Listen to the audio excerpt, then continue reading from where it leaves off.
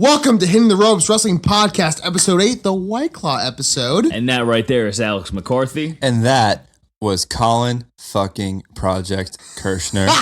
And of course, we have Matt Caligari right next to me as well. Ladies and gentlemen, welcome to Episode 8.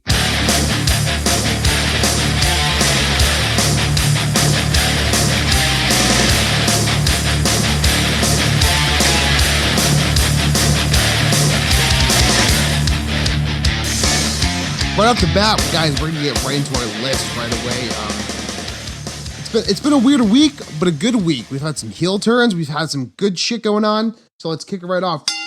You just made the list! Right off the bat, we have number 10 at Chad Gable. Wait a minute! Edward Comer! Gable beat him! Gable advances! Here is your winner, Chad Gable! Tell me, Corey, tell me Chad Gable is not making a believer out of you. We haven't seen Chad Gable on a good list in a while.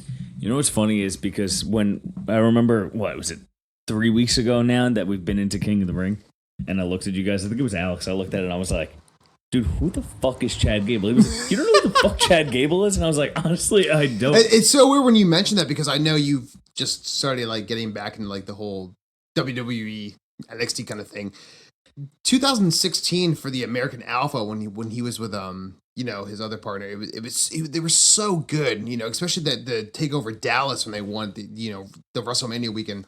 It was so good, and he's like kind of been definitely in the background for a while, but it's so good to like see him on TV. And like when I saw that promo of him like before his match, I was like, he's definitely gonna job out to it. And then he went into it, performed well as he always does, and then he won the match.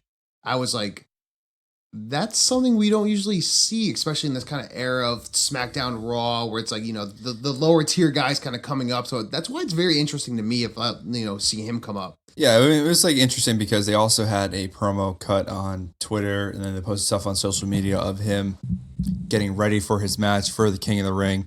Also, with the first round and Shelton Benjamin poking fun at the short jokes, it was kind of awkward. Kind of like just weird, like bullying 101. Like how to be a bully was Shelton Benjamin poking fun at someone's height. And it was which is weird because they were a tag team for a while, right? Right. That when Shelton Benjamin came back, he was a tag team with Chad Gable. Yeah. And to discredit things that Chad Gable could do, I mean, he was a tag team champion with Bobby Roode, but to come back and make fun of someone for their height, it was so childish. And for him to win that match, I mean, it was good because then it was like, okay, he's overcoming the bulliness. And then interesting when Samoa Joe comes in and he makes fun. For some reason, Samoa Joe's on SmackDown. We don't know why, but he's on SmackDown even though he's on Raw. He's scoping out his competition, even though he still has a match against Ricochet and against... doesn't know if he's even going to win his triple threat match that's up to come, which we'll obviously touch on later. Yeah, his match against Ricochet, Baron Corbin in a triple threat match. But isn't it crazy how you think... You take it from somebody like my perspective, right? I didn't even know who the fuck Chad Gable was. And he goes into the ring with somebody to Andrade, who was on our list, 2 weeks prior? 2 weeks in a row, dude, at least. I had him winning the fucking tournament itself. And you're like, what kind of direction is WWE going in that you have Andrade lose to him? Because I really think I would have liked it myself to see Andrade win and gone the direction that we've talked about in person, online, whatever it may be, that King Andrade and you finally have Queen Charlotte. Ooh, yeah. It's so weird because, as focused as we are on Chad Gable right now, that was so weird because when he lost, I was like, you're pushing this guy as like, unstoppable everything. He as in Andrade, correct? Andrade, yeah. But it's like you're pushing this guy and everything, and like not to discredit Chad Gable, but it's like that's cool that he won. It's kind of interesting because like you don't know where the storyline's gonna go. But like where does that leave Andrade? Which is also interesting because Andrade was drafted to Raw during the last draft or superstar shakeup. Yeah, whatever. But because of the Fox deal, They brought him back to He's fighting for SmackDown. SmackDown. Yeah. Well, they just announced the next draft. They're not calling it the shakeup. They're calling it a draft again. Oh, are It's they in really? October. I didn't Yeah. see that. Yeah, so I That's guess they're pretty going to dope. shake things up again for. Fox has a lot more pull than I think we actually think that they do, Oh, obviously, yeah. with being a prime time channel and everything Yeah, like one that. of the big but four.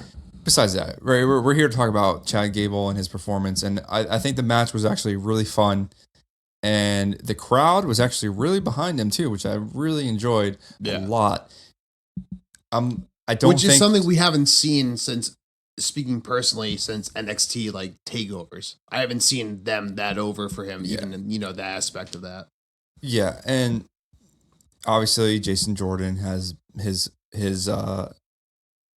issues with being injured and with the whole storyline with him being Kurt Angle's son and all that stuff kind of Well, now took he's a him out of the backstage producer picture. now. Yeah, he's working backstage.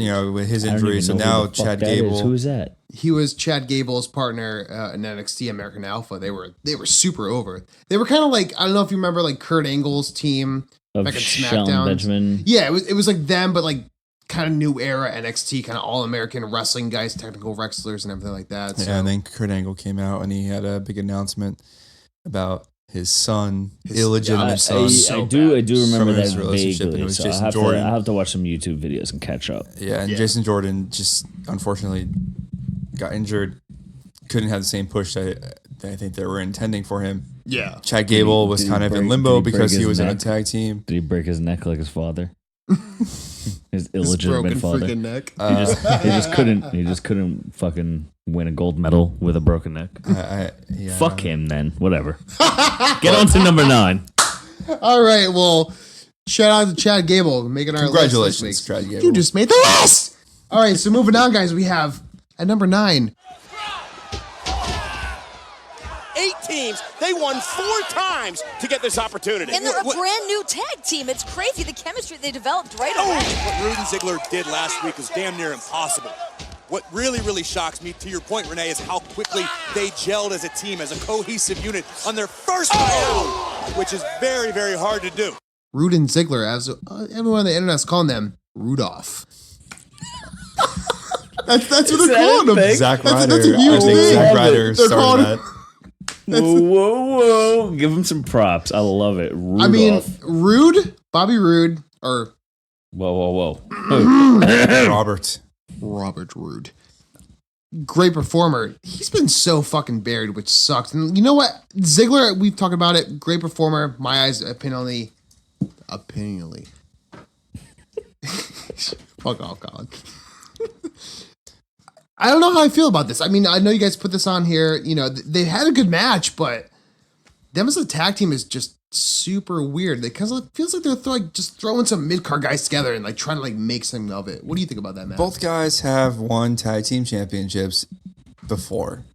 All right, Ziggler, even though he is primarily a singles competition guy, he has won tag team championships before. True, yeah. Bobby Roode, if you go back to his days in TNA or Impact or whatever you want to call it, also has won tag team champions in the past. So to discredit Bobby Roode or Robert Roode as a tag Robert team, Roode. as a tag team Rick competitor, Rude with that fucking mustache. Glorious. yeah, and you know what, like, whatever. It's something different that is going to give us more of a spark. The only thing that I dislike about that tag team is that there's so many good tag teams on the roster. Authors of Pain, man. Like, Saying if it you right were now. to establish Ziggler and Rude as a legitimate tag team before they were in that match, I probably would have enjoyed it a little bit more. Or Then to, rather to have some type of backstage promo or some type of social media, like, hey, Dolph Ziggler goes up to fucking Robert Roode and they're like, yo, you need a partner. I need a partner. Let's tag team, and we're gonna take the division, and we're gonna win. Like something that subtle. He's got a very good point there because something that subtle would help. We talked about this a couple weeks prior, where it was like you're constantly burying Dolph for weeks on weeks on weeks on weeks. So, I mean, I'll you get touch the on that point in a shit little bit, beat yeah. out of him by Goldberg and kept taking it.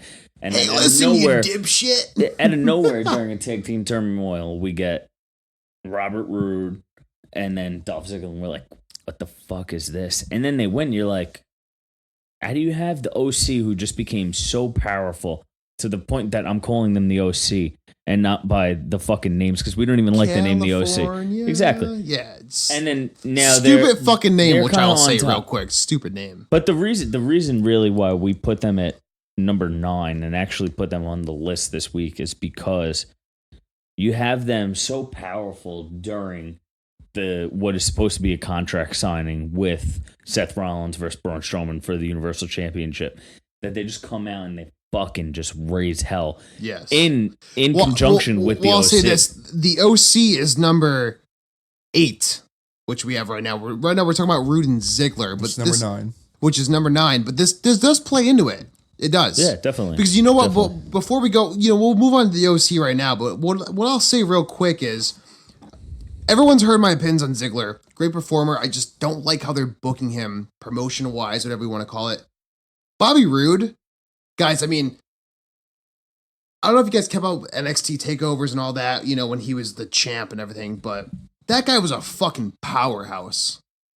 And to see what he is now in the main roster, it's the whole kind of like people get called up and they get, quote unquote, buried. But dude, Bobby Roode is so good in the ring. And he's so good at promos too. And to see him right now, the whole Robert Roode kind of shit, you guys might not be familiar. I might not know, but the whole, when he was in NXT, man, it was so good. It's kind of how I feel about Finn Balor. It's strong fucking run, and then it just gets called up, and it's buried. Mm. So I mean, I don't know. If we want to move on to the OC, we will. But I gotta kind of say my piece about Bobby Roode or Robert Roode, excuse me. But that's kind of how I feel about it. It's we put him on the rankings or the list. Cue the soundbite. But I mean, I don't know. For me personally, I see Rude and Ziggler. I see it and I'm like, I mean, I don't know. That's just my opinion on it. So, I mean, I don't expect them to be going forward to be anything more than whatever this promo push. it kind of feels like to me that they're Is. just kind of it's kind of maybe not Vince, but it kind of feels like it's the bookers. If anything, I know Vince is Well, the it's main not- booker, but WWE feels like doesn't. they're just kind of just being like, oh yeah, we need to give him something, so give him that. WWE doesn't respect tag team divisions the way that other promotions do. AEW, if anything. Hashtag, At all. hashtag AEW. Hashtag I mean, AEW, let's yeah. be real. I mean, right? You have some of the greatest tag teams in the world on your promotion, yet you create a tag team on a random Monday Night Raw. Well, They win the champion. They win the tournament. You could say the same for Seth and Braun.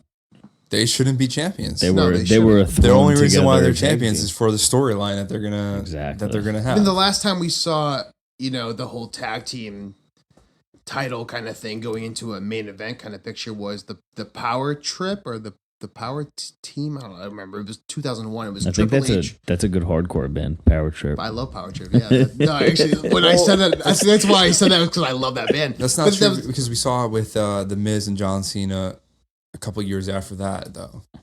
Really, I wasn't. I was out at WWE at that Yeah, point. John Cena and the Miz won on a random Monday Night Raw or something like that. And it No was shit, the weirdest thing. Wow.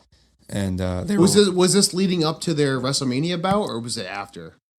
I don't recall 100%, but I know that the Miz was definitely still a bad guy, and John Cena was The Yeah. bad guy. you know what I mean? No, yeah, it was the Miz being the Miz, Yeah. Miz with the Alex total Riley Miz and- heel kind of deal. Yeah. yeah. So you know what? Before we go into the OC, let me say this real quick. Good or bad for Rudolph? I'm giving it bad. Matt, Wait. thumbs up or thumbs down? What do you mean by good or bad? Do we see it going somewhere, or is it just kind of an in between? Kind of it's not going to go anywhere. I'm giving it not going anywhere. Thumbs down. I think they're gonna push Rude and Ziggler a little bit. Rudolph. I think Yeah. I don't think Seth Rollins and Braun Strowman end up leaving Clash of Champions as the champions. No, I agree with Matt. I don't think they end up leaving. I feel like champions it's either. just a waste of having the champion. Like, I feel like it's gonna be one of the things where they lose it, and then Braun kind of blame somebody else Seth calls or the ref something. out and be like, I let's don't get know. him now. You know what I mean? Yeah, Like some weird kind of like screw job kind of feel like. But that. I mean, if they lose the Clash of Champions, then Ziggler and Rude have the titles, and then you have to have some other storyline with the OC. I don't know who, the Usos. I don't even know. What, whomever it may be. I don't know who they're. I don't know if they're on SmackDown or Raw anymore. Yeah. I don't know if they're allowed to leave the country. Whatever. But They're definitely not. regardless, Until he figures out that D-Week case. That's fucked up. whoever they got the Revival challenging the New So- Day, so who's is- on Raw.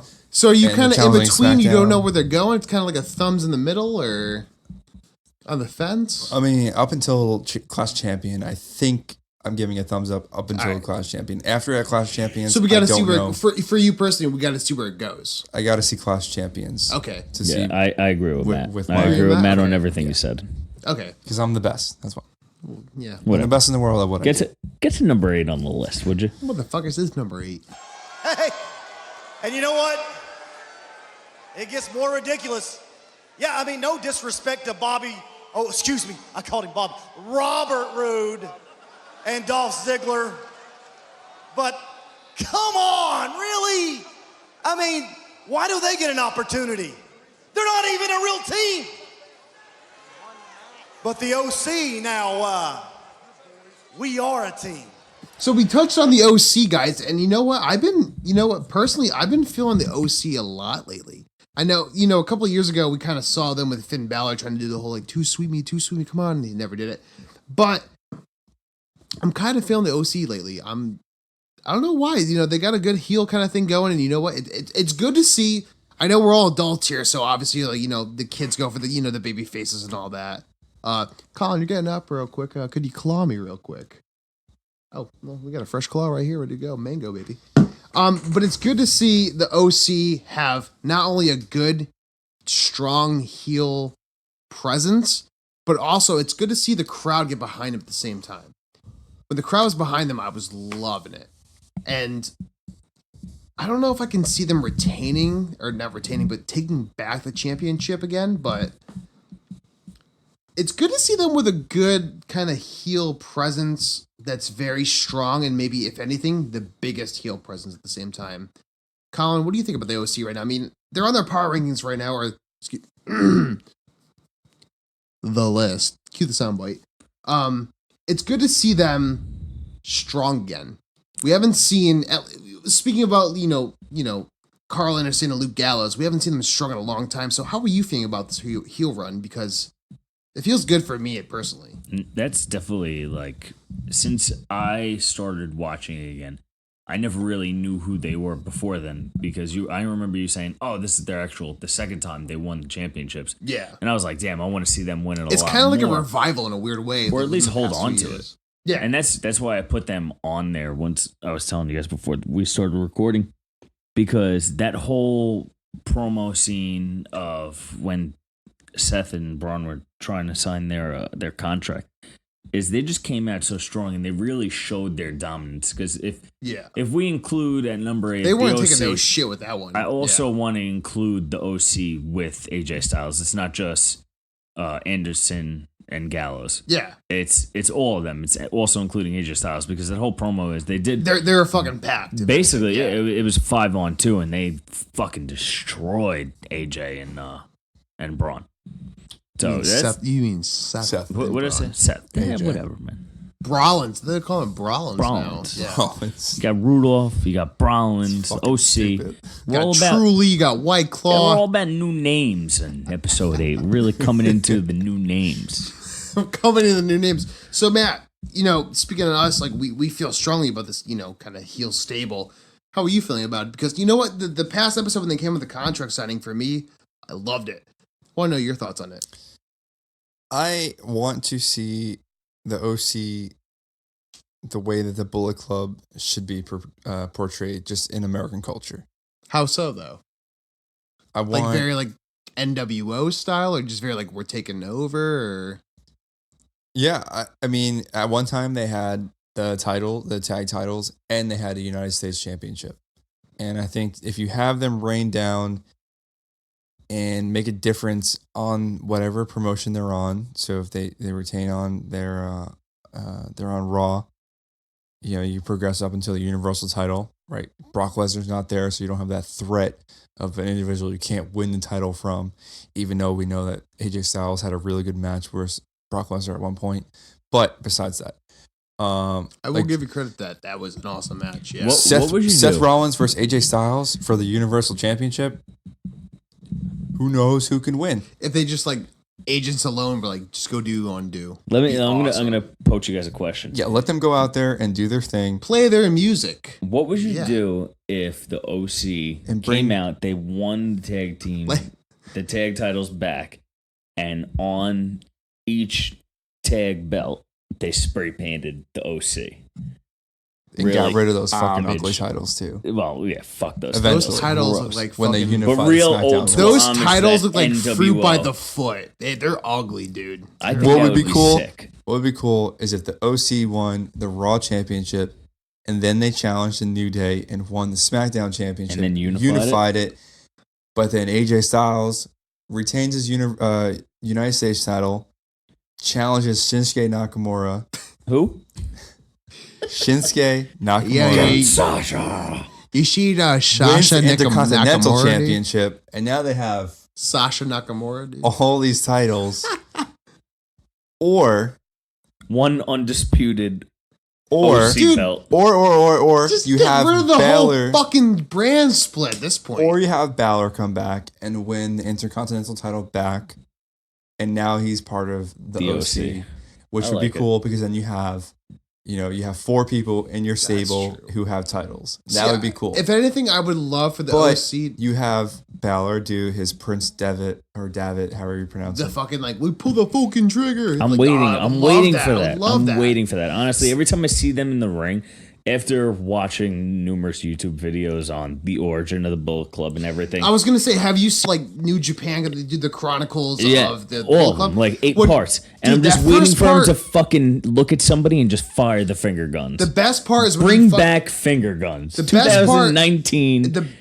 I Dude, love it. I love that chronicle, but the best part is the first part because you see, Prince Devitt, Finn Balor in his element. He wants to be that because you kind of see it like bleed through when it comes to the Demon, and I don't know if you guys followed the NXT takeover from like 2015 to 2016, but he would come out like in the themes of every city, like Takeover Dallas, he was a Texas Chainsaw Massacre. Takeover London, he was Jack the Ripper. It was awesome. He was all heel. Oh, I love that. But the best part, speaking on that New Japan one, is when he fucking takes Naito and he fucking pulls his head up and goes, "We're gonna pull the fucking trigger," and he does that shit yeah, with the right up on and his you're just head. like, dude. I I don't look at think that and I look at WWE. I'm like, you don't have to, say fuck all that shit. You can be the PG kind of cutting edge, but you can be that fucking heel that just pulls the motherfucker by the head and just does that. I don't think we'll ever see that with the way this America's going. We have a school shooting and mass Well, shootings. no, I'm not saying you don't have to every do other a bullet. weekend. That, No, and I but you can understand it. I have a think that's good the reason. fucking dirty heel. Oh, And definitely. have it cutting definitely, edge. Definitely. Because you think about it now with the PG era, it's like we're starting at the whole the middle fingers, like all that shit. But you can have a dirty fucking heel where it's like, when's the last time I saw a heel that pressed the guy in the back, back bump, and then just fucking took his foot and went on his forehead, just getting that cheap heat. Yeah. Finn could do that. But Good. I wish they would. I mean, shit, we watched all this weekend before us going to the bars, we watched old school Raw episodes. And now when we're watching and they have Stone Cold come out on the network, they bleep out and blur out the middle fingers. You're like, dude, really? It's a middle finger. Like, But they'll put EC. what are we getting at? Come on. So you're saying with the network, right? Yeah. Yeah, but they'll put ECW one night stand up where it's like Cena sucks cock. Yeah. They'll keep that in, but they won't have Stone Cold when it was the height of their fucking company doing the middle fingers. Yeah, you gotta blur out a middle finger. Come Yeah. on. In 2019, I own a fuck, fear, drink beer shirt. So I mean, like, what are we getting at? Come on. Pro Wrestling Tees plug. Matt, it looks like you want to say something real quick. Want me to move on? Yeah. Number 7. So we're moving on to number 7. We have. And I did not see this match this week. I will watch it tomorrow. I promise. But guys, of course, he went against the NXT breakout star Jordan Miles himself. Did not watch this match, but you know what? I'm gonna leave it to you guys right now. Matt, I'm gonna cut to you right now. Why do you have him on the power rankings? Messed up again. The list. Why do you have him on the list? Why do you think the match is great? And I want to know your thoughts. Go. All right, so Adam Cole has been on NXT television for a little bit. This match was surprisingly a little bit longer than I thought it would be. And How long are we talking? Like a half hour? Or it was probably like 15, 20 minutes. Somewhere between there. like a good, like decent sized match for television. Yeah, and it wasn't like it wasn't 100% like, oh my god, Adam Cole's gonna squash this guy because he's the champion. He actually put some credibility into the match that he was in. They also are pretty compatible when it comes to in the ring, like for entertainment wise, right? So you can have some people who do squash matches and they just kind of dominate the whole entire time. But this had its ups and downs, and I think Adam Cole definitely respects the ability of the people who are coming up. So he was giving Jordan some offense at the same time. Oh, Definitely. 100%, dude. Yeah. It was to the point where Jordan actually had 2.75 counts, No shit. where Really? Mario was like, oh my God, like, Mamma Mia! Like, Yeah. really, like, and I was sitting here, I'm sitting on So the he couch. was giving Jordan some chance to kind of, Oh, 110%. Give Adam 110%. Cole to sell it. I was sitting on the couch Yeah. watching. I'm like, I know I'm not going to see Adam Cole fucking lose right now. After I saw him win, Really? Yeah, we know we're not Yeah. going to see him lose the title. Because I know that when you and I were talking about it, Colin and I were saying, Jordan's great in the ring, but at the same time, I kind of felt I was telling Colin, I was like, he's kind of like Apollo Crews when he was in NXT. It was like great movesets, awesome performer. Hate the fucking, hate the gimmick. hate the gimmick. I wish that they did. I talked to Colin about this. I wish that there was a promo from Adam Cole talking trash to Jordan about choosing the NXT championship to be the one that you're going to go against, right? He has the opportunity to choose any title he wants, which really only gives him the North American title or the NXT title. Yeah, exactly. Yeah. And I think if I would have saw an Adam Cole promo kind of be something along the lines of like, you just won this tournament and you want to challenge the best of NXT. You have Like, no who do you respect. think you Yeah. are? Like, to undermine all the other individuals, putting I think they did a good job at that though.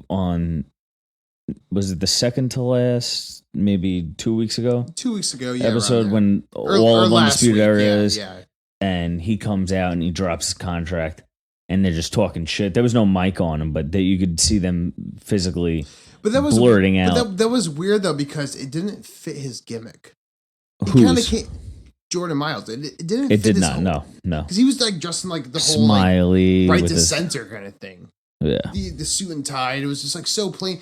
You know what I would love is you speak on other titles, Matt. It's like imagine. I would like to see someone win one of these tournaments of, like whether it's the NXT breakout tournament, but like to be modest about it, to be like, look, I just won this tournament. I face all these other competitors who are fantastic in the ring. I am not going to shoot for the stars in this. And, obviously, sometimes you want to. Sometimes Yeah. you want to go straight to the top and try to win a Absolutely, title. yeah. But let me take it step by step.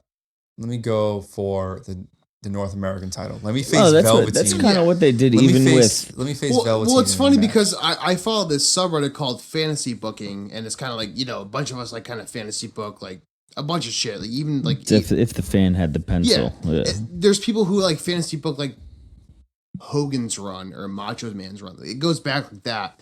But there was one guy I saw on there who said, imagine if NXT added like a television championship or internet championship, something like that. And William Regal announces it, whoever, and someone comes out who's established in NXT, like, I should be, the first one to get that. And they're like, oh yeah, cool, you too. But then Jordan Miles comes out and says, I'm cashing in my contract now. I want to be the first person on the first USA live show to go for this championship. See, I looked at that and I said, that's ballsy, but I would have loved to fucking seen that. Yeah. And I get something why, like you that know- would be more modest. Yeah, And, but I like, get why, they have a limited championship kind of, the women's tag, men's thing going, so they want to kind of like, make him what he is now. But imagine that as a fancy booker. That would have been great to see. What I was going to say before is it's funny how you mentioned you don't like to see him come out right, shoot from the hip and go right for Adam Cole's title. But you have Isaiah Swerve Scott, who lost the breakout tournament. Which and I was pissed don't- about. I had the him winning. cruiserweight. I don't watch division. 205, but I watched one episode maybe in the past month. Him and the And then I Vice see great. and I see him on the first 205 I've ever watched put out a great fucking match, and I'm like, wow. So that it was his first time on 205 to my knowledge. You talking about Swerve? Yeah, Yeah, okay. after the NXT breakout tournament, and you're essentially putting him in the running for the cruiserweight title, which is, would you say, more prominent than NXT? Because I mean, that's in theory, they- yes, because in it's theory, a WWE title exactly. and not an NXT title. so. But the NXT is the main roster, which Drew the fans, Gulak, the Drew fans Gulak say, is but- on. He's been on NXT, but now he's on the main roster technically as the WWE Cruiserweight Champion. Well, it's weird because when Swerve came up, I remember watching him on the Viceland, one of the Gulak, documentaries. sorry. Gulak. I remember seeing Swerve on a bunch of the, we were talking about this earlier, Matt, the Vice on like the wrestler kind of, documentary they got going on. And he was one of them. This guy's a student of his craft. He's not one of these guys that, does his match, go in the back, take a shower. He's like the John Cena, like watches all the match in Gorilla, all that.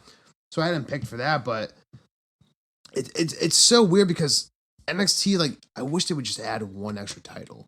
Give it a television, maybe not internet championship, but like give it You like can't a give television. the internet champion is Zack Ryder. Woo So woo woo. You you can't it. give that title. Take care. There was a time when the internet title was in the WWE game and Zack Ryder wasn't. Was there really? Yeah. That's actually dope. I love that. Zack Ryder was like, I didn't make the game, but the title did. Take care. Take care. Well, Spike your hair. Woo woo woo. Anyway, You know I it. feel like now we're talking more about 205. We're and just NXT talking- yeah, we're just rather talking- than we are about. I don't even know what we're up to. it's the Number White Claw 6? episode. It's Number the White Claw 6? episode. Number, if I'm 5 past, I'm 666. Number 6. Six. Number 6. Say that again. Number 6. So number 6, guys, we have I said WWE stands for. Matt. I know you're a big Elias fan. What do you think about this leading into Monday? This match I was kind of skeptical about. I didn't know if I really thought they were probably going to do a big Ali push in this match. And I was kind of nervous that, like, okay, they're going to build up this match and it's going to be Elias winning in the beginning. And then, Mustafa Ali is going to win, or Ali now, I guess. He's going to come back and he's going to hit his moves and he's going to win. That did not happen. No, definitely And I tweeted out, this is probably Elias's best match that he has had on a WWE main roster. But there was the best part is there was no interference. He There's had no interference. No Kevin Owens. There was no Shane McMahon. No Shane McMahon. It was just straight No up. It was guitar. actual Nothing. technical wrestling.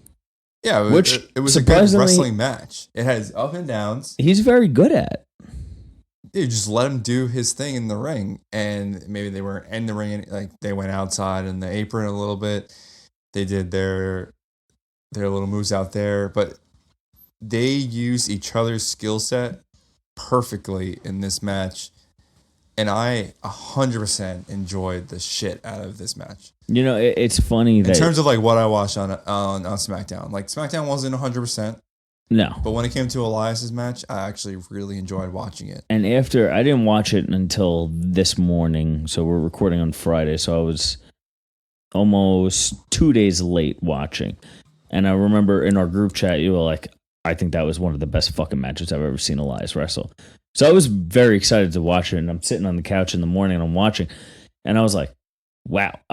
out of all the push that you give Elias through his gimmicks, which he is very good at, there's never been one crowd that has fell flat on any Elias chant.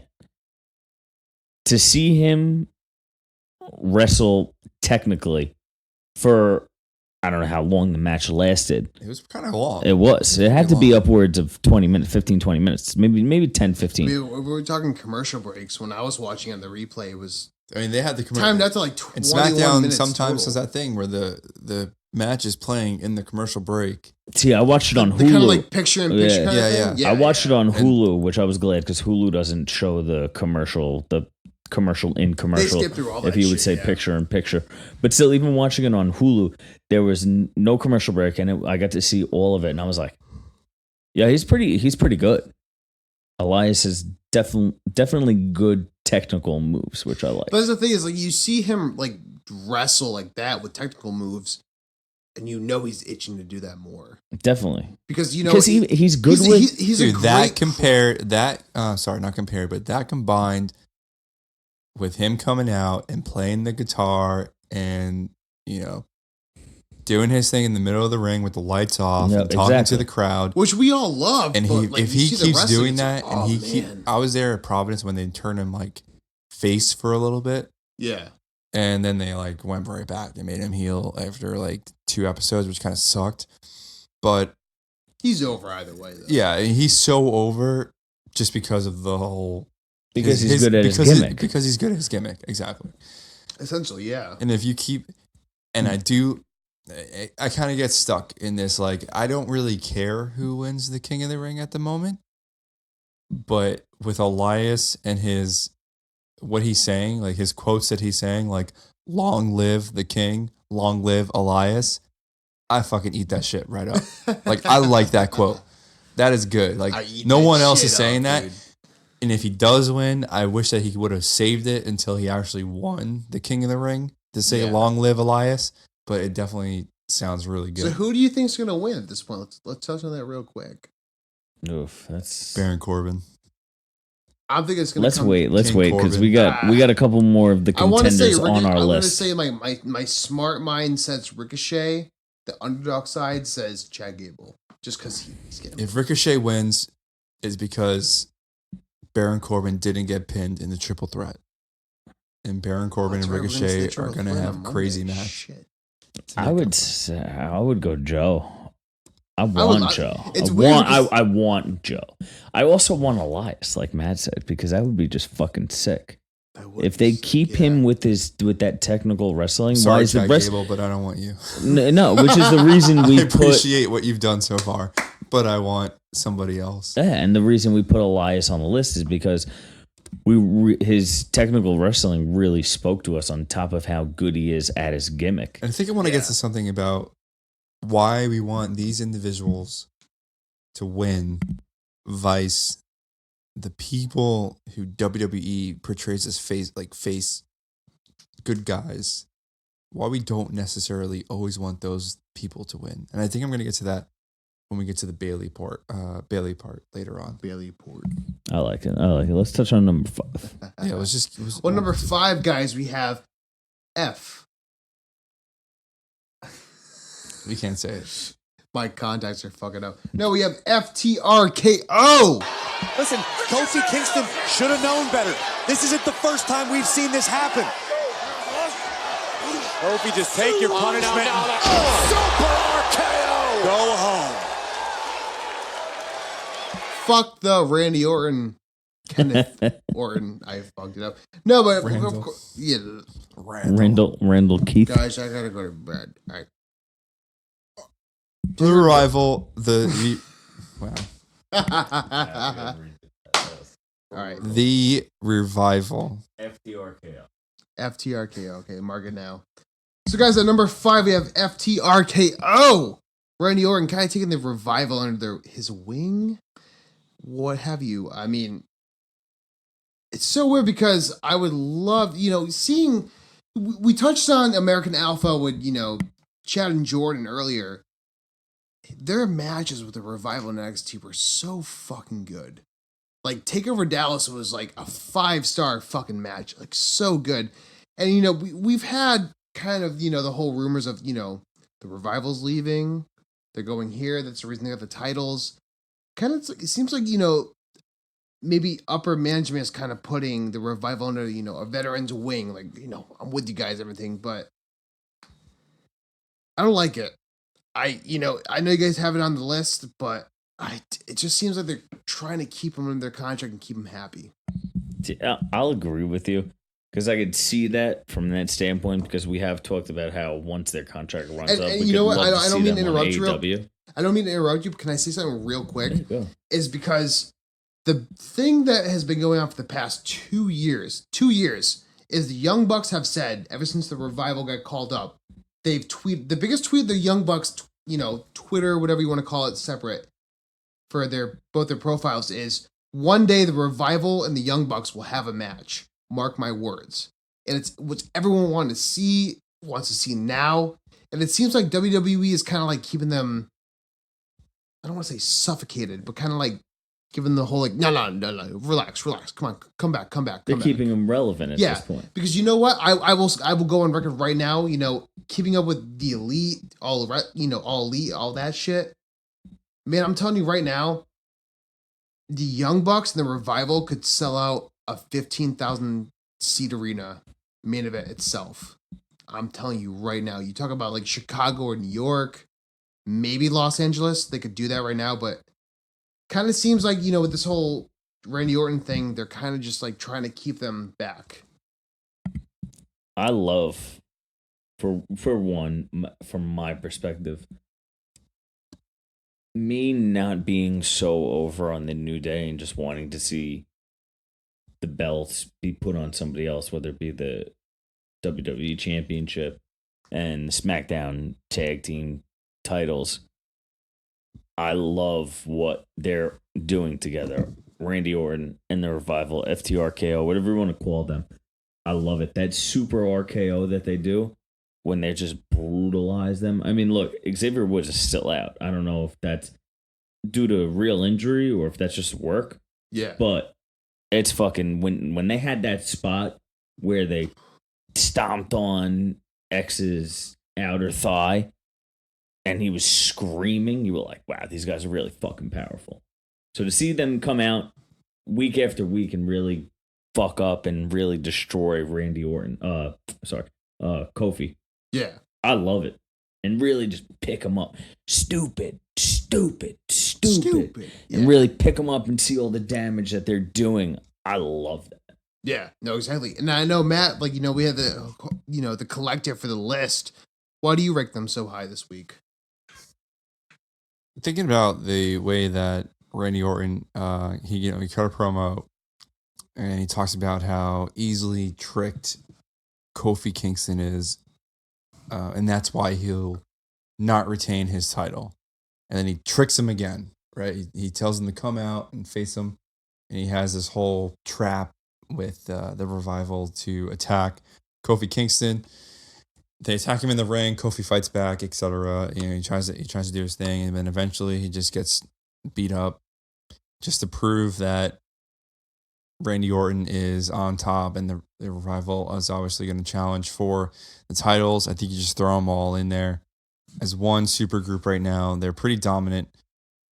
They're entertaining, and I enjoy those individuals in the ring. Randy Orton is fantastic in the ring.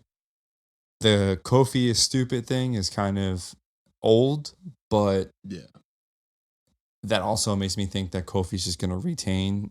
I mean, for like the last couple weeks, Alex, you've been saying that Kofi Mania is kind of boring, and when are they going to end it? Is. I mean, I don't know how.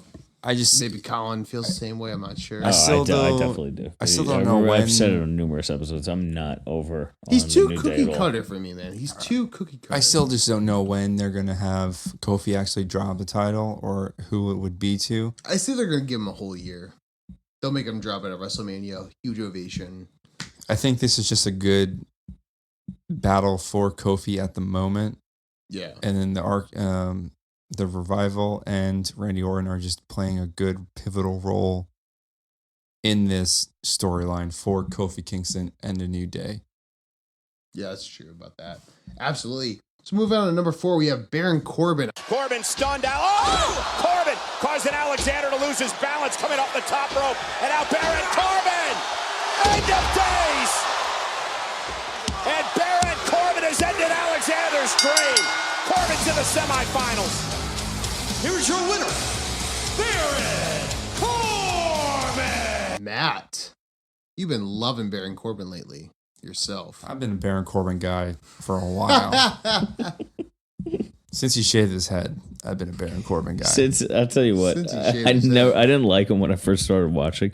Once he took off the fucking medium dress shirt and just started wrestling in the tank top, I love him. Give me Yeah. Baron Corbin every day. Do you, Any what is, day. but do you What is remember him? Only in a tank top. Do you remember What is- him with the tank top and long hair in NXT though? Or No, no, I didn't watch Oh that. God, it was With bad. the shitty fucking He had like wolf like. terrible Oh, no, hair. his hair was thinning really Dude, bad. he had maybe he maybe had, like 6 strands of he had, hair like, slicked wolf, back. He had like Yeah. wolf like fur on his like. Terrible. Oh, Never give me that. Let me Baron ask you Corbin. something. What is Baron Corbin's job? What is his job on Raw? What does he do? to be a good heel. To be a good heel. When he goes Am out I in the right ring. in that? Or? Yeah, but when he goes out in the ring, what does everybody do? Ooh, I like where he's going at because I heard this on Busted Open. They fucking hate him. So they hate to he's see doing him win. exactly what he's trying to do. And what do people? Yeah, He's so over. So are you saying and that? he with the doesn't people. give a fuck. So are you saying that the quote unquote marks are doing exactly what they're, presenting to do? Like that's exactly his job. He's doing it. Yeah, no, he is a heel. He does his job good as a heel. All right, it's not a heel like AJ Styles where people still love him, or Bailey. No, but see, I people think still that's. love him. Or but see, I disagree Bailey. with you right there because I think what I thought you were getting at is what Mark and Bully touched on in one episode. I don't remember which it was, but they said that they're kind of afraid that he's doing such a good job at his actual wrestling to the fact that where it was maybe 2 months ago when I would watch Busted Open, they were like, there's actually people who would say they hate Baron Corbin so much to the point that they're turning off Raw when he's on. To now, when you see him actually wrestle, very good technically, you have no choice but to applaud him. So they're afraid that he's going to turn himself face based on how good he is at technical wrestling. And I was like, wow, you can't really say that for a lot of people. He's so good at a heel. That's a fucking great and point. people man. hate Yeah. him to the point that you're going to turn off the show because you don't want to watch him that bad, which I would never do personally. But some people have said on social media. I will obviously, admit that I they have. would. I have. But It's not because he's bad in the ring. Just I didn't like his gimmick. But now exactly. he's starting. And I didn't like him either. I thought I didn't like his hated- gimmick when he was doing the whole like I'm the active GM, Constable Corbin, yeah, whatever. like the that fuck was it kind of was. weird. with But Stephanie now McMahon to the pointing point at that him. you showcase him and how good he is at technical wrestling. The dude is a You gold have glove no. boxer. You the have dude can exactly. fuck you up. You have no choice but to applaud him. So do you think that will actually turn him face? I think people still Subconsciously. Hate, I mean, I I think don't people know. hate. It comes It's down a good to, point. It It's a comes good down point. to like good heels and bad heels. Because people Yeah. who hated heels back in the day, like hated heels, would throw trash Motherfuckers at getting heels. stabbed, dude. People Stabbed. Who hated, Jake the Snake. They love him now because he was so good at being a heel. I think Psychology about that shit. I Was think so that- fucking good, man. Baron Corbin is that type of heel. And I I, think- don't I know think- much about Baron Corbin. You know what? I'll I say don't give- follow Baron Corbin on Twitter. I don't follow He's a him on lone Instagram. wolf, man. Exactly. Give him some time. All I know about Baron Corbin is whatever I see on his Wikipedia page and whatever he does on Raw. You know what I'll say though is I'll give him a shitload of credit because seeing him from NXT, probably like 3-4 years ago, great in ring worker, but never had promos. Nothing on the mic. And as people can give him shit now, but you know what? from what he's doing now compared to then.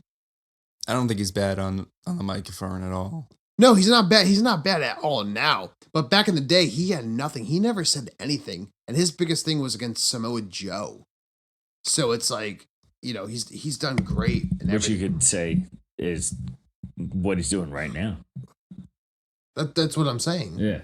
Am I The drunk? guys he's facing on Monday are both from NXT when he was in NXT. So. Exactly. So we move on to that. We have number 3. We have, speaking of Samoa Joe, we have Samoa Joe / Ricochet. Both men off the top rope, and the official gonna count.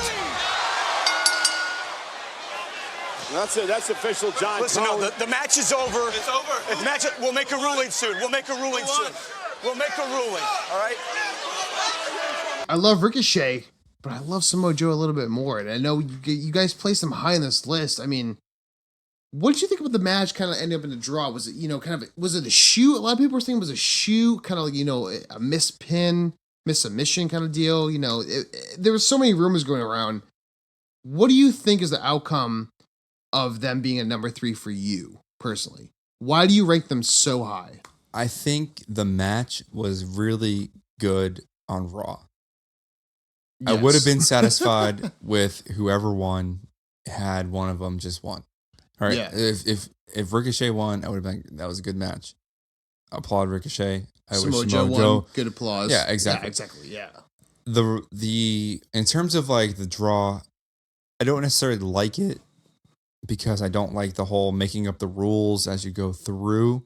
There should be like established rules for the King of the Ring. Yeah. Like if there is a double count out or a draw, like I want to know if that's written somewhere and actually states. I feel like it's kind of written though, especially going to MSG. But like to have it go to both competitors continue, like that was kind of weird. Yeah. Instead of narrowing it down as just like one of them. But because of the performance of each individual on Monday Night Raw and consistently on Monday Night Raw, Samoa Joe also showing up on SmackDown, cutting that fantastic promo against Chad Gable, letting him know that he insults him, he insults Chad Gable with the short jokes that he's been succumbed to with Shelton Benjamin. And Samoa Joe does it in a different way. He twists it kind of by saying it's not the short jokes that are what is showing me your weakness. It's the fact that they're getting to you, which is why I know I'm going to beat you. All right. If you are so weak that you can't take the jokes, then how are you going to be the King of the Ring? Yeah. And I think Samoa Joe, once he said that line on SmackDown, it was like, ooh, that was like really good. Oh, that was like, that was deep. And Samoa Joe is,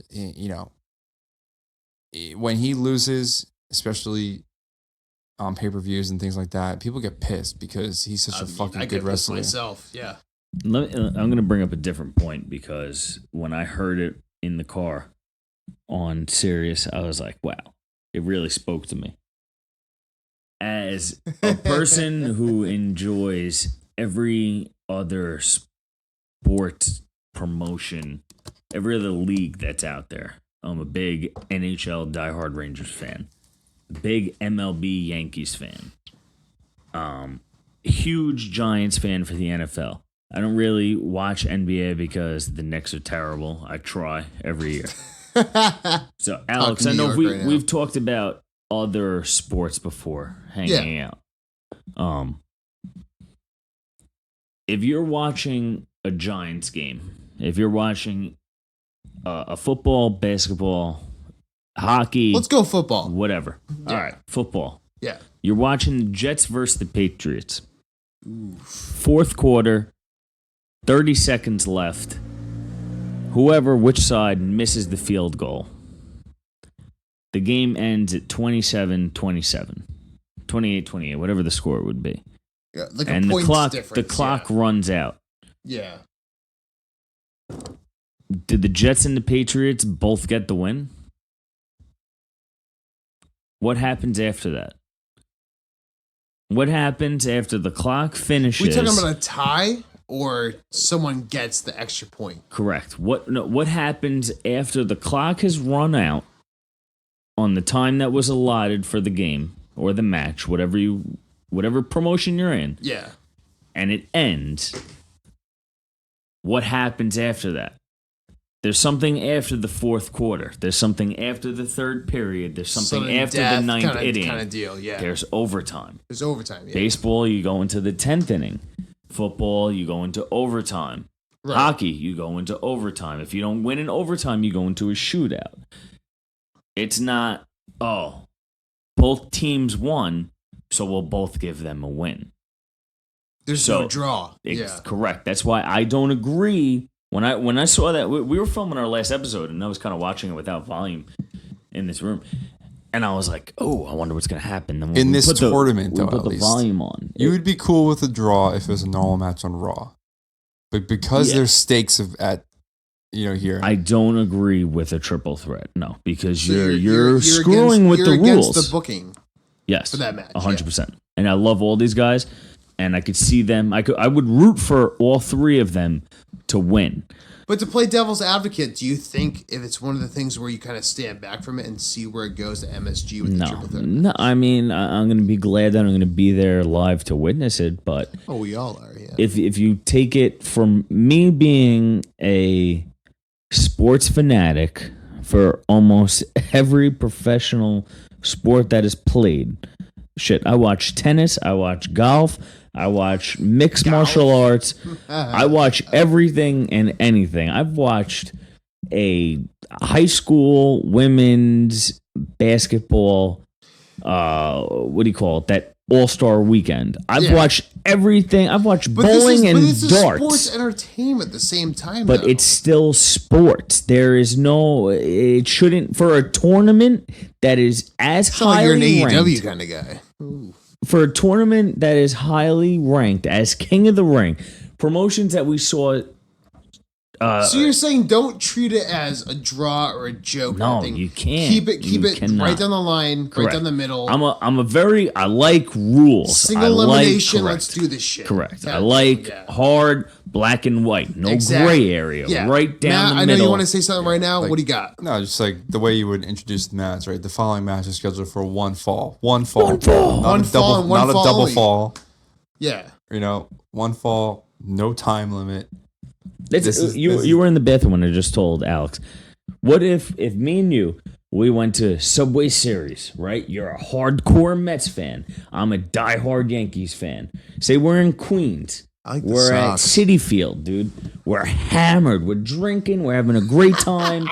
Bottom of the ninth inning. Because we're not now. It's 3-3, 2 outs, bases loaded, full count.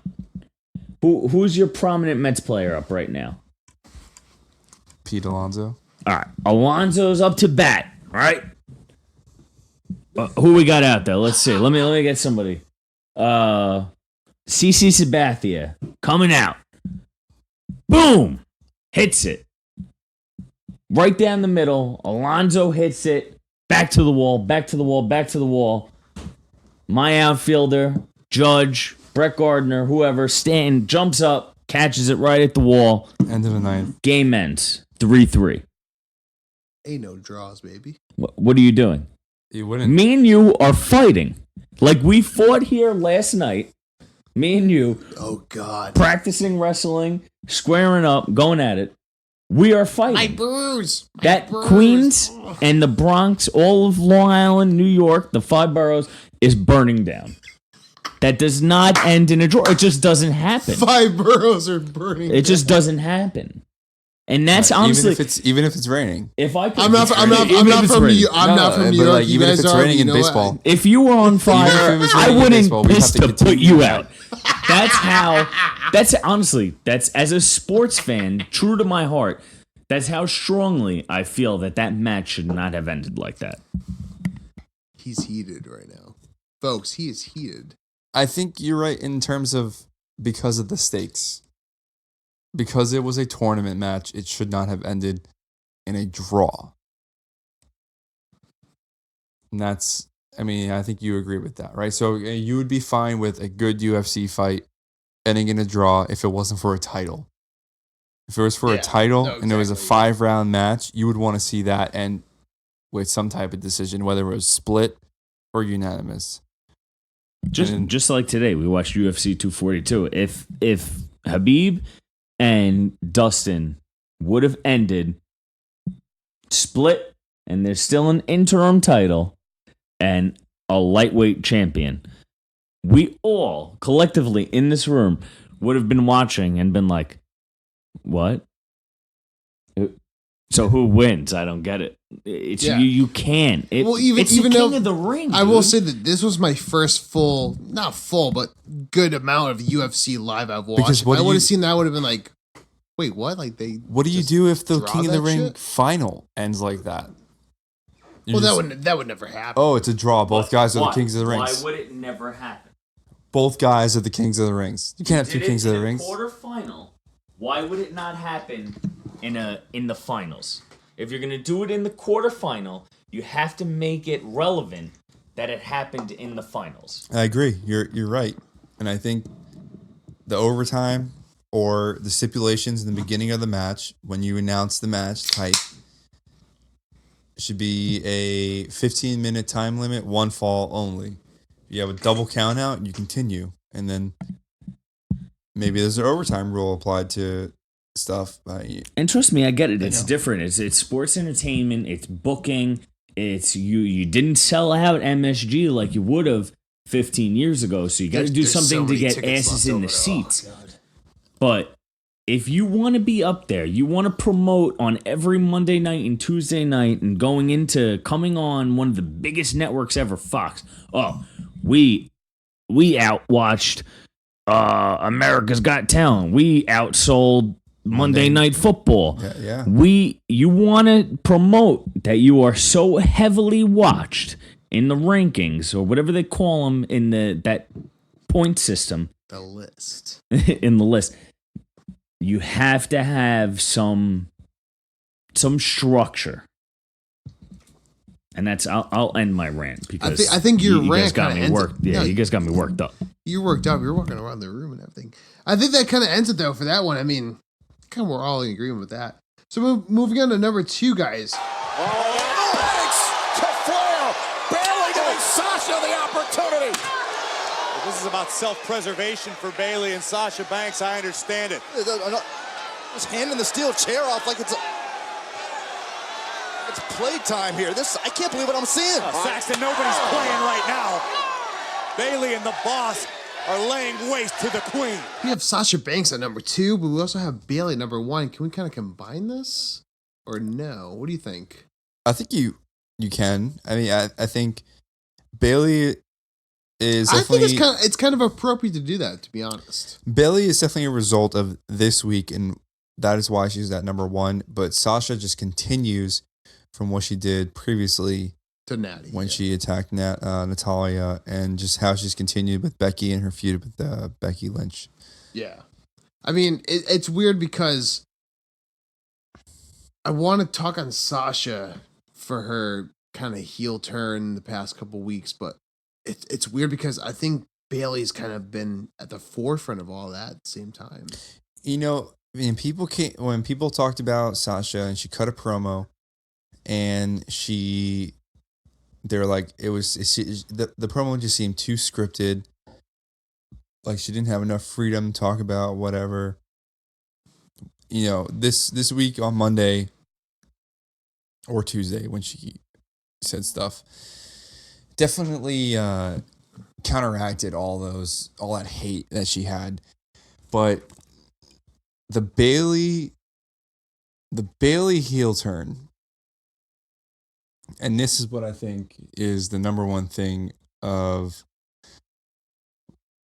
this week, is a lot of people are shocked by it, and I don't think I'm shocked by it. It's been anticipation for so long. But the reason why I'm not shocked about it, and this is what I was getting to a little bit earlier, is the character of Bailey and Sasha and who they are not on WWE television, but who they are in real life. Like personally, yeah. Who they are on social media, where they post pictures working out together, doing cleans and jerks and all that stuff, and CrossFit workouts that they do together with Becky Lynch sometimes, and Seth Rollins and whatever Seth Rollins' group, Dead something boys or something, whatever they are. We them boys. Sasha Banks and Bailey post pictures of each other and their success and everything like that. And I think Bailey, she cut a decent promo, probably not the best.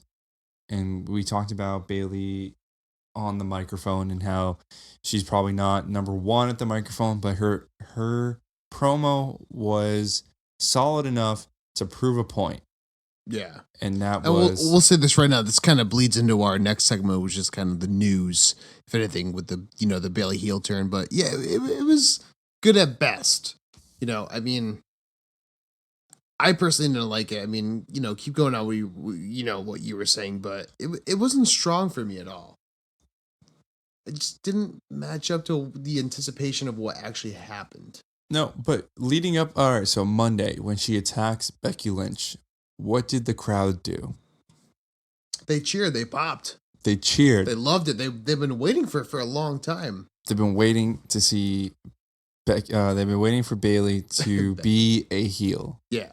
Because they're sick and tired of the wacky inflatable whatever arms dude. It's been 4 years at this point. Right? The song sideways ponytail, whatever.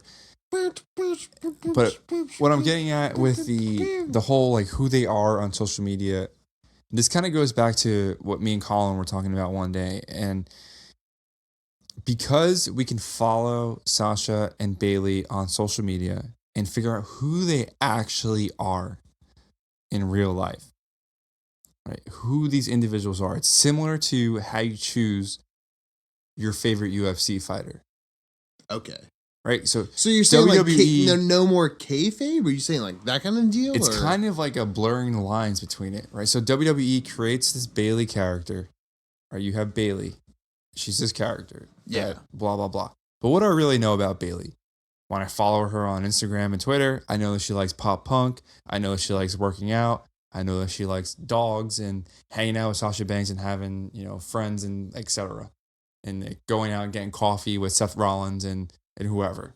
Right? So I see her as an individual rather than Bailey, who's the sideways ponytail girl on Raw and SmackDown. Separating the artist from the art, kind of deal. Right. Yeah. So if I see this individual like that, I have a different perspective of what I actually see on Raw or SmackDown. And it makes me want to see that person succeed more. Right. Because I relate more to that individual, which is kind of similar to what draws us to certain personalities in UFC. UFC doesn't have characters. They have individuals. They have people who are real. Personal relationships that invest in their, audience. Yeah, you have to respect the individual and you have to be connected to them somehow, right? So I wouldn't be I wouldn't want to see Conor McGregor fight if I thought he was an asshole the entire time and I didn't respect him at all in the ring or in the octagon. Yeah. But because I appreciate Conor McGregor's kind of, or what would you call his attitude? Demeanor. Just the way he is. I find it interesting. His fighting swagger, fighting old men in bars. Yeah. For not trying his proper 12 shot. I'm interested in Conor McGregor, and I like the Irishness because I'm a person of Irish background, I guess. Yeah. And I want to see what this person does. I follow him on Instagram. I see him posting stuff on Instagram and Twitter and etc. Kind of keeping up with the individual and seeing what they're doing and hope it bleeds into whatever we see on TV, pay-per-view, whatever. Which I feel like they've done for certain characters. They haven't done for everybody, but the audience recognizes a lot of that stuff. Yeah. And exactly. This is where I think it's the reality era, man. This is where I think like that, the AEW, reality The era. reality. but this is where I think AEW plays a more pivotal role in accepting those things. Like WWE doesn't accept the fact that Charlotte is dating Andrade. Zelina Vega is dating Aleister Black. Why is Zelina Vega the manager for Andrade and not Charlotte?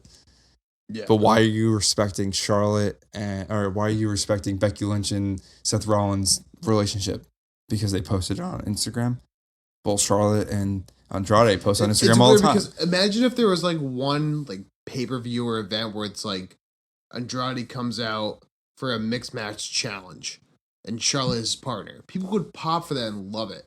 But imagine if like Aleister Black, like, you know, did the whole like coughing kind of thing. He comes up, and I know that Selena's a very big fan of like Queen of the Dam, which she's doing a biopic for, which is pretty cool.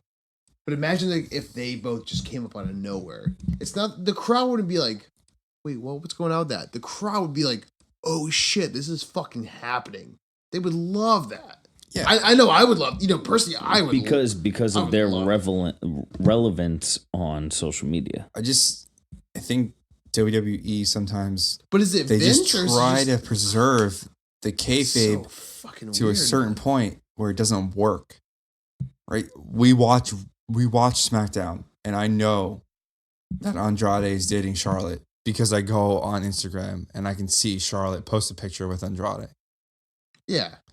I can see that Bailey and Sasha Banks are actually real friends because they fucking post pictures together. Well, there's even been so does it make sense that Bailey? It's not even a picture thing. There's network specials of But I mean, the NXT like kind of like wrote, you know, when they were well, NXT. the NXT thing is different, right? So the NXT match they have is like a whole different thing. But when Bailey cuts a promo talking about how Sasha Banks is her best friend, she's always been her best friend, and blah blah blah. When Bailey's posting pictures together, Well, no, what I'm stuff, saying it to you makes right sense. now, there's a whole. I don't know if you've seen it. There's a whole NXT series from 2015 to 2016 where it's, you know, the Finn Balor's, the you know, the Bobby Roodes, all those guys. There's a whole documentary series about them. And it goes up to when Bailey and Sasha had the Iron Women's match on NXT, you know, tapings. They're best friends. They're crying next to Triple H. We all know this. We all want to see it, even if they're you know, against each other. We know they're best friends. It's a whole clique thing. We want to see them go against each other, and like, you know, prove everything right. So I mean, I guess we'll see where it goes, but right now I'm a fan of it. I'm saying if you put me and Colin in a match, we're not going to be happy. No, But see, if you're in a tag team match against each other, if someone attacked Colin, I would have his back in a ring. And that's where, when I spoke last week to I know my audio got cut off, so some of my points may not have been out there. But in a UFC fight, right? And I know I always come back to mixed martial arts a lot. Say today, for instance, right? We watched 242. You had Khabib versus Conor. They didn't touch gloves at the beginning. What was the first thing I said today when they called the beginning of the fight against Khabib and Dustin? I said, like that. Do you think they touch gloves? You said yes. I said no. Alex, you said yes. And what did they do? They touched gloves, and then your what exact you said. words were, "I like that. That's respect." So they did it, and then even after the first 5 minutes ended, and I said, that's why I don't like Khabib, because he stared him down. He did that shit talking. What happened after the fight? They exchanged shirts. They exchanged shirts. Exchanged shirts. Habib said he was going to sell it for, you know, money. Exactly. Bring it And to a then charity. what? Which is donate all the money to Dustin. Yeah. So you're showing. Which is, I will say real quick, guys, not to intervene, but first UFC actual live event I've watched, awesome. Because I love the respect between that, because even though they were going against each other, so cool. You still show your friendship. And at some points, at the end of the day, you're going for the same goal, the same paycheck. Feed your family and have a good fucking match. So if you take kayfabe away from it, right? And you have a heated battle, Conor and Khabib. Conor talks shit on Khabib's father. In his tradition, in his upbringing, the family is very important. What happens after the Habib Conor fight? Habib jumps the fucking ring, goes after him to the point where they start fighting and he gets suspended. That was real beef. That was real intense. That's not kayfabe. No, that's actually real hatred to the point where that's now human. That's actual human emotion. Fast forward to 242, Habib comes back after being suspended. After the fight, he beats Dustin in a great submission, a great rear naked choke, and he wears Dustin's shirt to the point where he says, "Oh, everything that I've gained from this fight, I'm donating back to Dustin and his family." Yeah. Dustin, when he handed the mic over, it wasn't Joe Rogan. I never forget the announcer's name. Dustin was crying. He said, "I'm sorry if I let any of you guys down." He said, "Thank you, everything," and then the announcer was talking about, like, UFC 242, whatever, and he pulls the mic back and goes, "That was sad to see, though." But you're showing. He pulled it back that and said, "I'm so sorry friendship- about everything. I let everyone down." And he just walked So off. why I brought that up is you're still showing that friendship and that respect, but when it comes down to it, this is a fight, and I'm gonna have to do what I have to do to win. Yeah. We could be best friends as soon as that bell rings. As soon as that it dings, it's over. Pinfall, whatever it is. You look at NFL. A couple of years ago, when Odell was still on the Giants and they were versing the Steelers, Odell Beckham is very good friends with Antonio Brown. Antonio Brown made a great catch. Odell was on the sidelines cheering. A lot of people, a lot of Giants fans, a lot of NFL fans gave Odell shit for cheering on somebody of the other team. But you're really bringing in some real shit. Guys that grew up together and played in college together, and you're cheering for him even though he's beating you. So are you saying kayfabe should be done? No, because it's sports entertainment. You need it. But that's kind of the point you're making, though, in a weird way. It is, but because I'm trying to agree with Matt in the point that social media plays such a role in this day and age that you need to respect a situation that is going to be put over more in reality. Does that make sense? It does. If I wake up every single morning, it does, but like, what do you do when you wake up in the morning? What is the first thing you do? make my bed. No. Yeah, I do. Everybody. I'd make my Everybody who's listening, all three of us, piss. you look at your phone. No. You look at your phone. And then I go pee. I make my bed and I piss. Shit, whatever the fuck I gotta Shut the do. fuck up. You look at your phone. Everybody, for the most point, where do you press set your alarms? snooze, I wake up, I do On my what? stretches, I make my bed. On your phone. I don't check Facebook and Instagram and all No, that I'm shit. not saying that, but it's still the phone. It comes down to the phone. Yeah, no, I check my phone. I have 15 messages. All right, from you're the going group to the chat bathroom. between us. And then I have to catch up on everything, and I respond. You're at going 6 to the a.m. and no bathroom. response What do you me do for while another you're going to the 6 hours. bathroom in the morning? Wait, hold on. What was the question? What do you when you go to They the, stop drinking. I'm keeping drinking. What do we? when you go to the bathroom in the morning and you're sitting on the toilet? What are you looking at? I stand up. when you're when you get up and you look, you're like, oh shit, I got elbow red marks on my knees. It's because you were sitting there so long staring at your fucking phone, scrolling through Instagram, Twitter, Snapchat, Facebook, fucking the dirt sheets, whatever the fuck it may be. You were looking at your phone. So when I wake up in the morning and I hit snooze and I'm fucking wiping the I'm wiping the shit out of my eyes.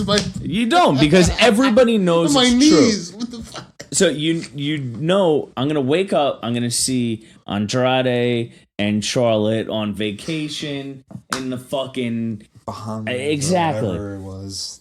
Put them on TV. There's no reason. Then that's I just whatever. We went off on a tangent, but I agree with Well, that. we get back to let's get back to number 1 and 2, right? This is the longest list ever. Sasha Banks, We're ending it after this. Sasha Banks, and Bailey. Right. My so knees. Fuck you. I think we explain why they're 1 and 2, but then we I think we leewayed out of the list, right? We got our list down. We know that Sasha Banks and Bailey are number 1 and 2. I'm the Stanley of the group. We understand that. We know why. We watched Raw. We watched SmackDown. We saw what happened. The social media thing is a whole nother discussion. And the kayfabe, look, you need to preserve some type of kayfabe. There has to be some type of kayfabe pursuit. When it gets so popular, you kind of have to like make that into a storyline and put it over. If everyone's gonna know about it, just do it. Yeah, right. So there's ages of wrestling that we didn't know what was going on in 1998. I couldn't go on the internet and go find everything that was going on with everybody.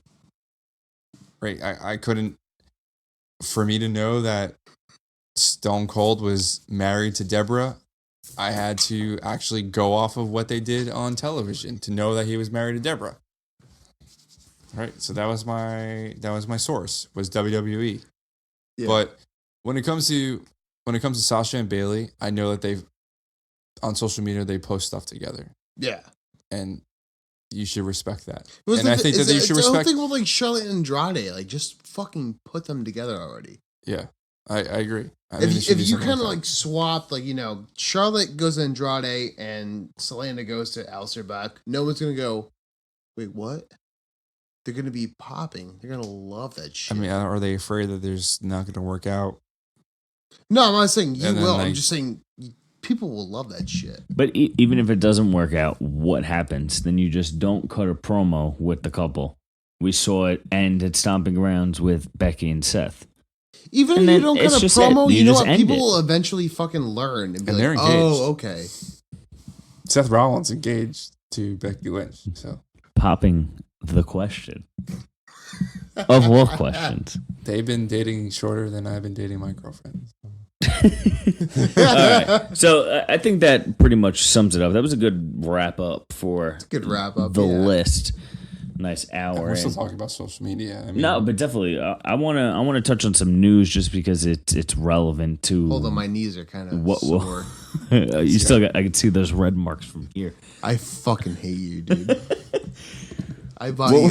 Look, Matt has them right now. It's relevant. It's relevant because everybody knows what I was talking about. You dickhead.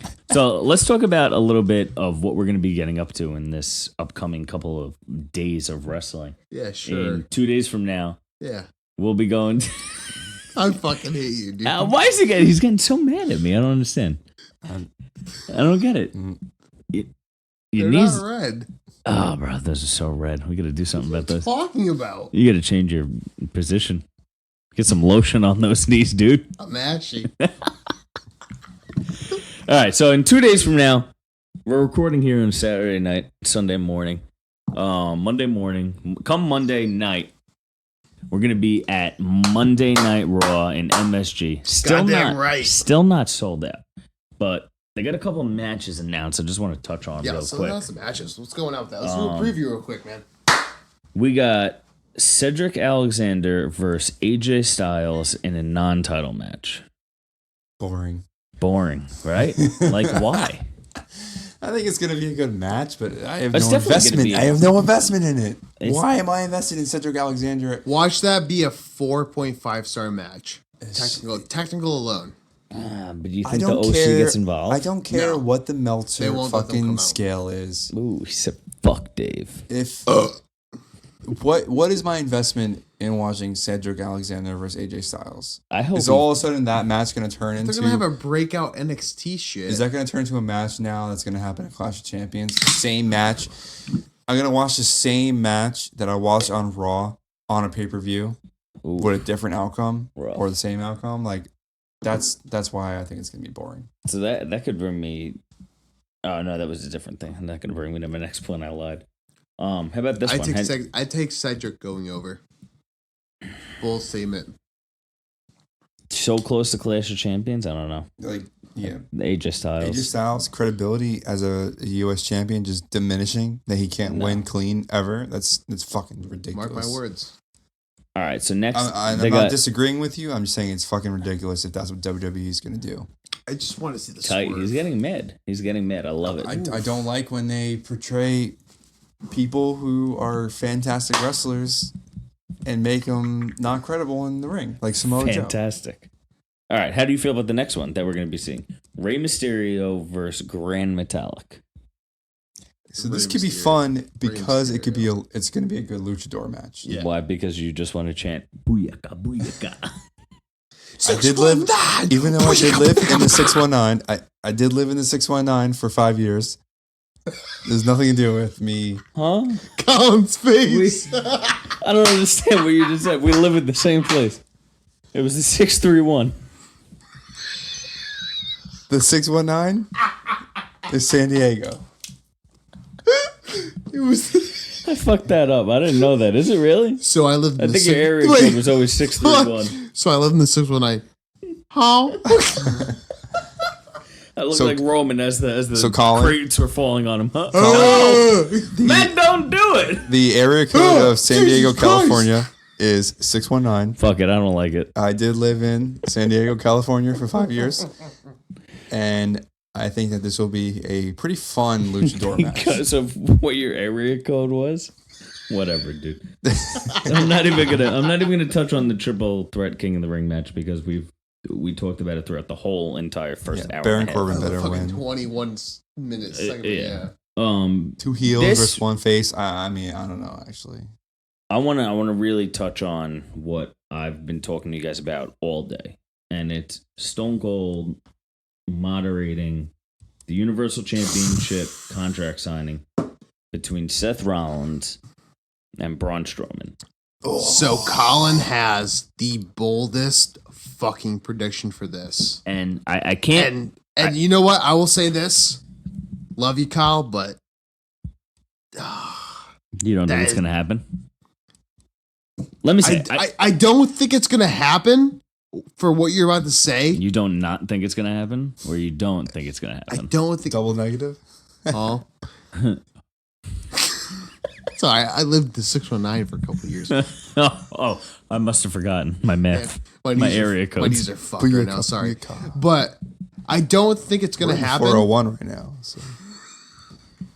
Booyaka, booyaka, 401. Yeah, whatever. Loser. I don't think what you're about to say is gonna happen, it but I be would a hell love of- to see that. Right? So, what is your prediction for this? So I can't 100%. I can't even 10% put it all on me because obviously, as you know, we say it all the time. We listen to Bust It Open. And it was Matt Camp and Bully Ray who brought up probably the sickest thing that I could have ever imagined in the past couple months of me watching wrestling. And that is in 2 days from now, we go to Madison Square Garden. We get some drinks in us. It's my birthday. I like it. I'm pumped. Right off the bat, thinking about it, I'm fucking pumped. I've been pumped since yesterday when I got on vacation off of work. By the way, if you're have some wrestling buddies out there, get them a Pro Wrestling Tees gift card. Like I got Colin, so You need some Shameless Bullet plug. Club. You need Thank some you, Bullet Alex. Club shirts. And not that $25 gift card. Not that- make, not it, that- make sure it's $25 so they can get the bubbly shirt if they want. not that cheap hipster material. I Little need bubbly! I like cotton Gildan brand shirts. Heavy set, heavy Extra set. large. No bacon neck. For anybody no out there bacon neck. listening. All right, Colin. We're on the Long Island Railroad. All right, we're on the Long Island Railroad. We got some Trulies. No, I pop a mango White Claw. White Claw. I'm from the sticks in Connecticut. I don't know shit what they're talking about. That's fun. We got some White Claw. The Ronkonkoma Express. We beat all. This we is the beat- train to Penn Station.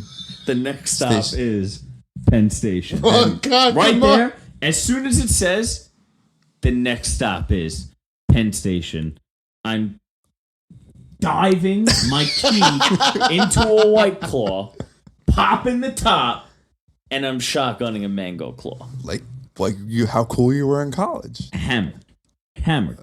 Oh man, Colin was so Hammered. cool in college that he left everybody. And he left. He left everybody he loved. I broke kayfabe in real life He went Khabib and just wore that to fucking. go college. Bro, he left and then he learned how to drink beers faster, and then he came back and then he taught us how to drink them that summer, and it He was just great. came back like.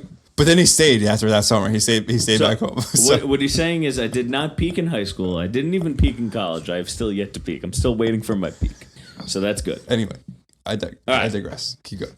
We have So- Bret Hart before he Fast went forward. to WCW. Fast forward to LIRR. Fast forward us getting our drinks, t-shirts, What the fuck are you programs. talking about at this point? Fast forward, whatever. We're sitting in the crowd. We talking about Monday? Monday Night Raw. All right, cool. We're sitting in the crowd. Glass breaks. We all fucking pop. Stone Cold. Seth Rollins. Hold on, I've waited 21 years to see Stone Cold, and when they got announced, I was fucking. If you want to pumped. see me sign this contract, give me a hell yeah. What? Yeah. What? Then the lights turn off. So we're out there. Whee! Right? Ooh, that weird Pennywise fucking. But hold feedback. on. Even, fast forward the burn it down. We're all bumping. Fast forward the get these hands. Seth Rollins and Braun Strowman come out if that happens. Oh, you make a good point. Whatever. They're gonna have Braun come out, Seth with the burn it down, and then it's gonna be, ladies and gentlemen, your contract signing Moderator. enforcer, whatever. God damn it. You know what? Now that you put about that, if the Fiend comes out, they're all standing there with the dude. I've been telling them which they this did since I woke allude- up this morning. They did allude to the Fiend versus Versus one of them one at of them. Hell in Hell a in a Cell. Cell. So I mean, It's having all three of and them you in know the what? ring They're- could it's be a only, possibility. it's only par for the course, right? And you know what? took They're out not going to Kurt have the Angle. Fiend come. If they had the Fiend come out during that promo, there's no way in fucking hell they'd have Stone Cold starting him. No way in They're going to Hell in build a that Cell. fucking. Dude. If that. It's such a small percentage, but you know what? If that happens. I told them. I told you earlier now, I was like, I'll do whatever you want me to do. I told them You name earlier your this price. morning. I said, if this happens, I'm just gonna puke. No matter where we are. Beyond the puking. mat. I'm He's just gonna puke. It's good shit. I'm just puking. That's if the lights go out and I hear that fucking whatever it is. But that you imagine bring that forth. though. You bring up such a weird fucking good. I don't wanna Look say- at it. Look, if you Dude, watch, imagine if you watch imagine straight the up, fucking reaction of that. Like Stone Cold in there, everyone's going, what? And all of a sudden, the lights start going. There it is. That's Imagine the fucking. I just got chills. Yeah. I just got chills. Stone God. Cold getting the mandible claw. But you look No, and the you watch, fucking- if you watch straight up Steve Austin last week and Becky hits a stunner on Steve and he sells the shit out of it. Stone Cold doesn't do that for everybody. No, Why did he do it for the man? because he knows what's good for business. Because it was a He TV knows show. who to get over. So at this point, Because it in was his- a TV show for good 'cause reasons. it's a TV show. Yeah. He broke kayfabe. That show definitely breaks kayfabe. At, No, you know at what? this point of his career, and he's getting more into it. He's coming back more and more. Right? He's being more involved. Whether it's Vince asking him or not, he wants to. He's got And that he's itch. always had that He's creative got freedom. that itch. He's got that itch, man. Because his career ended prematurely. You don't think he would go out there and put over the Fiend? God damn, dude. Because obviously, I would love to You see know him what? take I a might, bump. the claws might have me, or it just might be the conversation like in depth right now. But The mandible claws.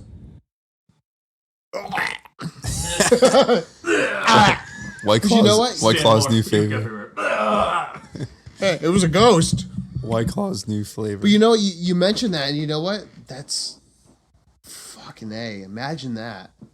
That's just so. It's weird because you know Stone Cold would not.